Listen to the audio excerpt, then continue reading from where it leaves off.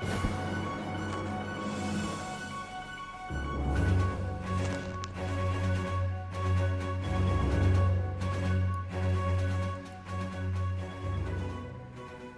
and welcome to this impromptu creating photos and videos. It's actually January 23rd, but that doesn't really matter.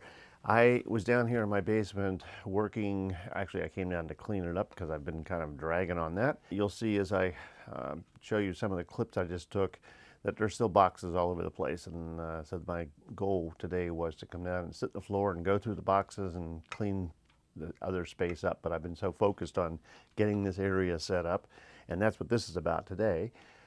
Some of you have asked me about my setup and like to see the kind of the behind the scenes. The idea of having this as a standing set, if you will, came from just watching other people's videos, because it's kind of nice when there's a backdrop. So what I got a brainstorm yesterday, nothing really out of the ordinary, is just adding a light. And because I'm in a corner, I've kind of made a corner by putting this bookshelf back here. I can't really, and I wanted to have a table to my left so I could put my things on it. Like I have my iPad Pro down there that's running Filmic Pro remotely.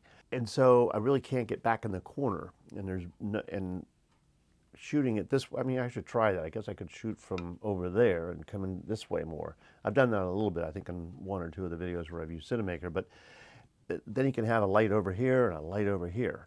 So I've got a light over here. I've usually used an LED that's pretty powerful, but I've got now an LED, one of those CFL bulbs in a clamp light. And I've always had this main light right here, which is in a softbox, and that gives a good bit of light. But the back, the bookshelf, kind of went into shadow. So I put a light down here on the floor, which now I've removed because I think this new setup is going to work.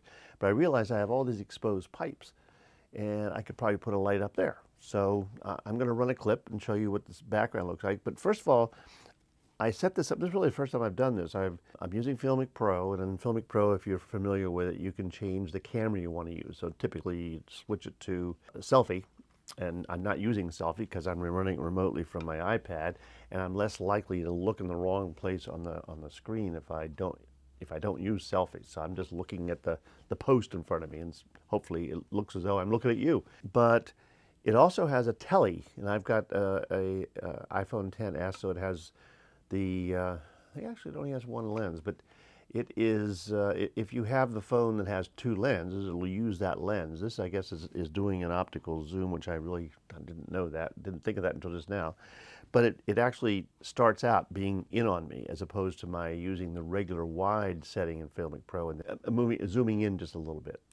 So this is that setup. So let me just change that real quickly. This is using the wide setting in the camera choice in the Filmic Pro menu. So if I look at my screen, you can see the light back there, the bench, the area behind this bookcase, and a little bit more of this area here, including the table where I have my iPad Pro. So what I'm going to do now, I'm going to get up and I'm going to move the camera back so you can see a little bit more of this whole set. So we move back a little bit, and you can see lights over there. And that's the whole setup. All right, so let me bring this back. Yeah, but you can see I have too much headroom here. It's just not good. And I have a mic up here. You can't, it's just out of frame. Really, I'm not using it, but I could use it if I want to. It's a Video Micro. Okay, so I'm going to lay in here a clip that I took just a couple minutes ago of this whole change. It's just adding this particular light. And I think it's lighting me nice and evenly. I'm not blown out, as I would be sometimes with that LED light over here. And it seems to be lighting the bookcase, as much as you can see of it anyway, fairly well. And that is just naturally in dim, because I've got the fluorescents that are in the ceiling in the basement, I've got those turned off because they cause a flicker. And this way the light's all the same, except for these lamps that I have on. You can tell they're lamps. They're kind of giving you an orange glow. So I'll put that clip in right here, and then I'll be right back. All right, I got a little bit of a brainstorm the other day about lighting. I've always had that big light as a key light, and I've always had a light up here, although it was a LED, up in the upper right. But I got the idea to add a different light. So now we're coming in from the other side, and there's the main light on the chair. But I added another light on the video to the left of it, just above the clock. It kind of lights this left side of my face when I'm sitting in the chair. And if I move around here, you can see that light that's just barely hitting me, kind of at a 45, but not right at my head. I can put an LED in that bracket right there. There's the LED just waiting to be used. And that works pretty well, but this way it's lighting the bookcase a little bit more, because the bookcase was always kind of dark. And I brought the chair out a little bit, and then I have my iPhone XS as the main camera shooting on me. Okay, so that's just a new lighting situation. I really kind of got an idea from someone on YouTube. Basic three-point lighting in a way, but with a variation. But that's the nice thing about having exposed pipes in a basement studio.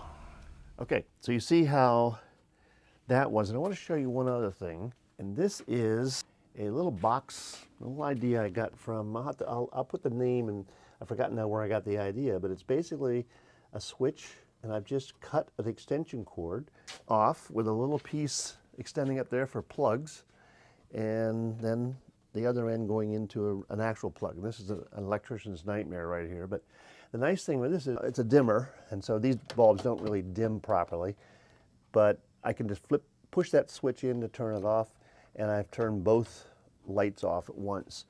So that's kind of handy for coming down, setting it up, and I don't have to move really anything anymore. I decided to do this real quick video just to show you that, because I think we're all kind of interested in how other people do their setups, and are amazed sometimes when you see that there are a couple people when they kind of back out and show you the whole area, they're really in a tiny space. So you can do this in a bedroom, in a large walk-in closet that's maybe not being used as a closet. And so don't be procrastinating getting your own video making set up because you think you don't have enough space. You can do pretty much anything you want to do in a very, very cramped space. So I have lots of space, but I'm just using a small area of this basement, and once I get it cleaned up, I'll have a lot of other areas to do things in. Okay, thanks for checking in on this impromptu video, and I'll see you in my next regularly scheduled one. Well, actually, it's not going to be a regularly scheduled one if I get my act together and get it recorded, but I'll see you soon. Thank you. Bye.